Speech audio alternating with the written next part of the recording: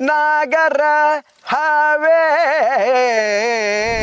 ನಾಗರ ಹಾವೆ ಹಾವೋಳು ಹೂವೆ.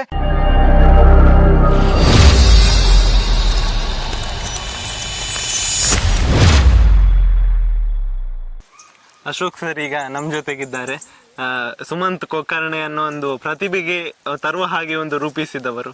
ಈಗ ನಾನೊಂದು last year ಒಂದು ಮಿಮಿಕ್ರಿಯನ್ನು ಮಾಡಿದ್ದೆ. ಅದು ಯಾಕೆ ಕೇಳಿದ್ರೆ ಪ್ರಾಣಿ ಪಕ್ಷಿಗಳದ್ದಲ್ಲ, ಒಂದು ಪದ್ಯ. ಯಾವುದು? ನಾಗರ ಹಾವೆ ಹಾವಳು ಹೂವೆ ಮರದಲ್ಲಿ ನಿನ್ನಯ ಟಾವೆ.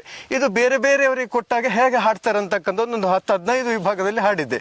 ಉದಾಹರಣೆಗೆ ಇದು ಇವರದ್ದು ಈಗ ಹೋಳಿ ಹಬ್ಬ ಇದೆ, ಅವರಿಗೆ ಆ ಪದ್ಯವನ್ನು ಕೊಟ್ರೆ ಹೇಗೆ ಮಾಡ್ತಾರೆ? ಆ ಪದ್ಯವನ್ನು ಕೊಟ್ರೆ, ಓ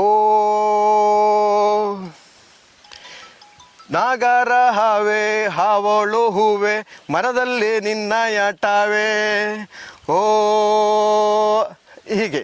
ಅದೇ ನೀವು ಭಾಗವತರು ಕೊಟ್ರೆ ಹೇಗೆ ಮಾಡ್ತೀರಿ?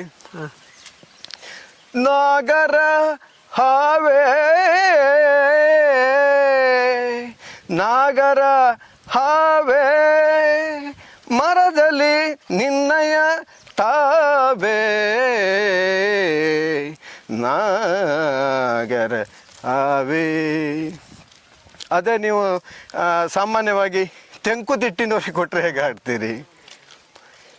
ನಾಗರ ಹಾವೆ ನಾಗರ ಹಾವೆ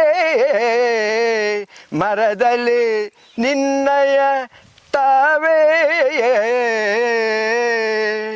ಭಜನೆಯವ್ರಿಗೆ ಕೊಟ್ರೆ ಹೇಗೆ ಮಾಡ್ತೀರಿ? ನಾಗರ ಹಾವೆ ಹಾವೋಳು ಹೂವೆ ಮರದಲ್ಲಿ ನಿನ್ನಯ ಟಾವೆ, ಜೈ ವಿಠ್ಠಲ ಹರಿವಿಠ್ಠಲ ಜೈ ವಿಠ್ಠಲ ಹರಿವಿಠ್ಠಲ. ಹಾಗೆ ಹರಿಕಥೆಯವ್ರಿಗೆ ಕೊಟ್ರೆ ಹೇಗೆ ಮಾಡ್ತೀರಿ?